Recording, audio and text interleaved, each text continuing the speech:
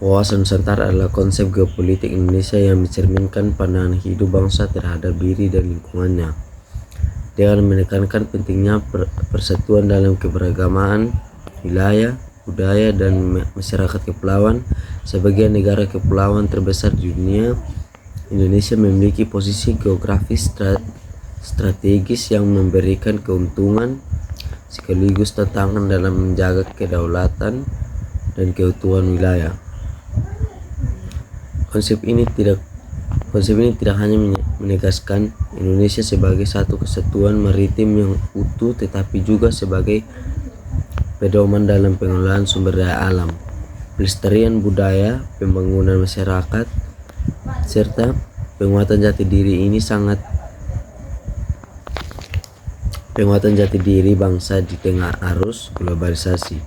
Dengan memahami wawasan kedaulatan pemersatu dan menjadikan konsep ini sebagai dasar strategis dalam membangun Indonesia yang berdaulat, adil, dan makmur. Jadi tujuan dari masalah yang diambil yaitu yang pertama ada mengetahui apa pengertian dan hakikat wawasan Nusantara dalam konteks identitas dan pemersatuan bangsa Indonesia.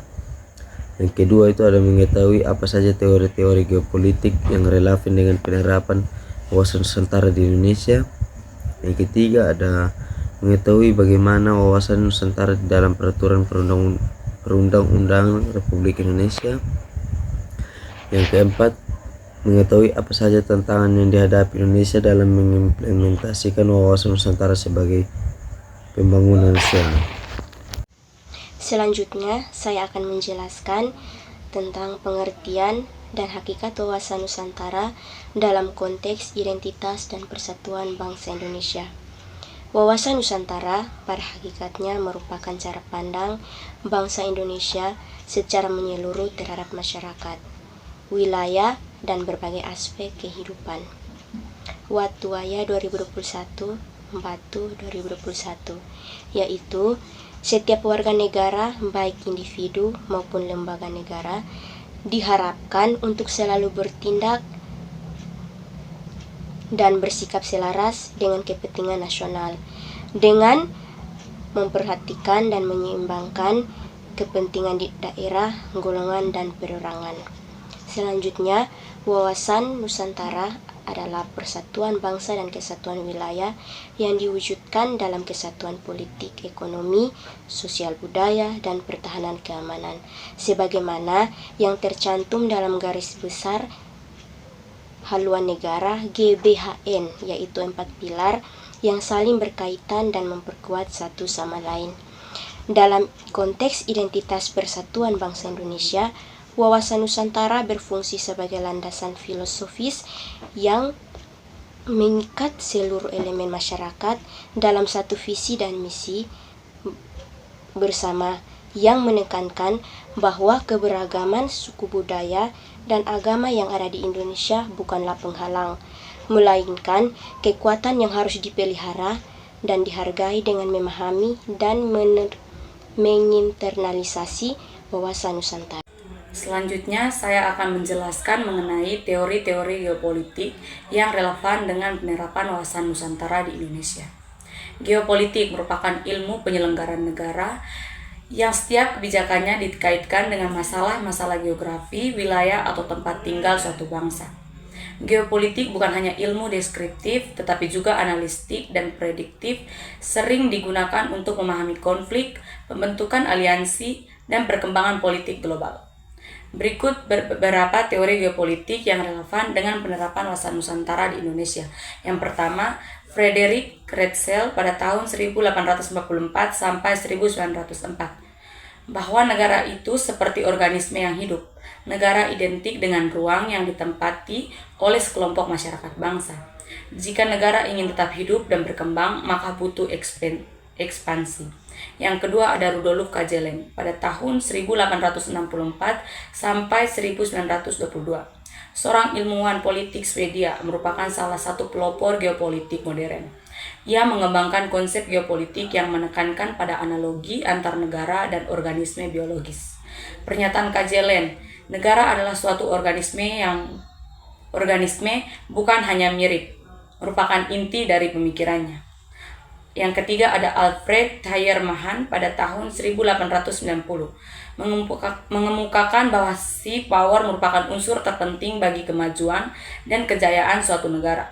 Menurut Sarana, untuk mencapai kekuatan maritim dengan menggunakan kekuasaan diplomatik, informasi, militer, dan ekonomi yang diwujudkan melalui maritim, militer, diplomasi, menurut Willard pada tahun 2006. Yang keempat, ada teori zona ekonomi eksklusif. Meskipun bukan teori geopolitik murni, konsepsi merupakan penerapan prinsip geopolitik dalam hukum internasional. Ini merupakan implementasi nyata dari wawasan Nusantara dalam memanfaatkan potensi maritim untuk kemakmuran nasional. Oleh karena itu, pemahaman geopolitik yang komprehensif sangat penting untuk mencapai tujuan pembangunan nasional yang berkelanjutan, menjaga kedaulatan, dan meningkatkan kesejahteraan bangsa. Baik, kita akan masuk ke dalam wawasan Nusantara di dalam Peraturan Perundang-undangan Republik Indonesia. Wawasan Nusantara merupakan konsep strategis yang menjadi dasar bagi pengaturan dan pengelolaan wilayah Indonesia. Konsep ini menegaskan bahwa Indonesia adalah negara kepulauan dengan wilayah daratan, perairan, dan udara yang merupakan satu kesatuan utuh. Untuk mewujudkan wawasan Nusantara, berbagai peraturan perundang-undangan telah disusun guna mengatur dan melindungi wilayah sumber daya alam dan kepentingan nasional. Berikut adalah beberapa contoh pengaturan wawasan Nusantara dalam Peraturan Perundang-undangan Republik Indonesia. Yang pertama ada Undang-Undang Dasar Negara Republik Indonesia tahun 1945. Yang kedua, Undang-Undang Nomor 17 tahun 2008 tentang kelautan. Yang ketiga, Undang-Undang Nomor 23 tahun 2014 tentang pemerintahan daerah. Yang keempat, Undang-Undang Nomor 32 tahun 2009 tentang perlindungan dan pengelolaan lingkungan hidup. Jadi kesimpulannya, wawasan Nusantara sebagai konsep strategis pengelolaan wilayah Indonesia sebagai negara kepulauan telah diimplementasikan dalam berbagai peraturan perundang-undangan seperti pasal 25A UUD 1945 menjadi landasan hukumnya. Sementara Undang-Undang Kelautan Nomor 17 tahun 2008, Undang-Undang Pemerintahan Daerah Nomor 23 tahun 2014 dan Undang-Undang Perlindungan Lingkungan Hidup Nomor 32 tahun 2009 mengartikulasikan prinsip-prinsip wawasan Nusantara dalam pengelolaan sumber daya dan lingkungan. Mengimplementasikan ini terwujud untuk menjaga kedaulatan negara, menjamin keutuhan wilayah, dan mewujudkan kesejahteraan bangsa Indonesia. Tantangan yang dihadapi Indonesia dalam mengimplementasikan wawasan Nusantara sebagai dasar pembangunan nasional. Jadi, penerapan nyata wawasan Nusantara dimulai dari pemahaman dan pengalaman Pancasila sebagai dasar negara dan pedoman hidup.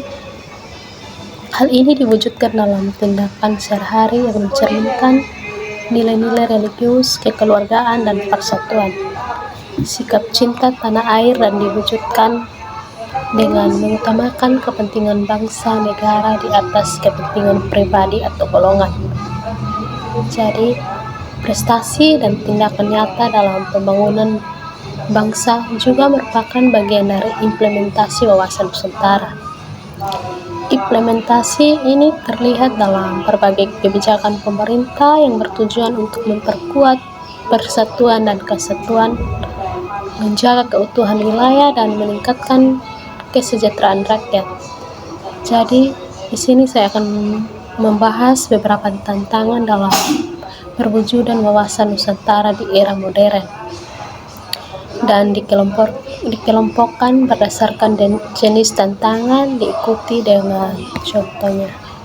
Jadi, yang pertama, tantangan ideologis dan kesadaran warga negara.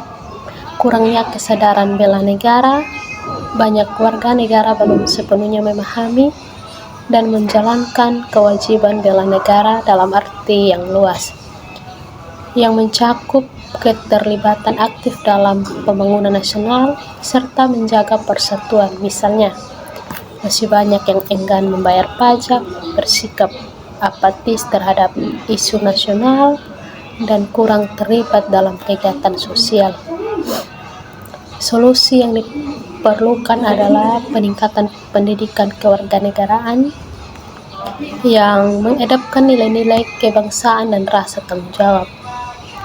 Masuknya ideologis yang bertentangan, munculnya paham-paham yang tidak sejalan dengan Pancasila dan nilai-nilai kebangsaan berpotensi mengganggu persatuan bangsa. Contohnya adalah penyebaran radikalisme, separatisme, dan sikap intoleran. Solusi yang dibutuhkan berupa penegakan hukum secara tegas serta penguatan moderasi dalam kehidupan beragama. Dan tantangan yang kedua adalah tantangan teknologi dan globalisasi. Dan poin yang pertama, pesatnya kemajuan teknologi. Perkembangan teknologi informasi dan komunikasi yang cepat memudahkan penyebaran informasi, tetapi juga membuka peluang penyebaran hoaks, propaganda, dan ujaran kebencian. Contohnya adalah hoaks di media sosial yang dapat memicu konflik antar warga.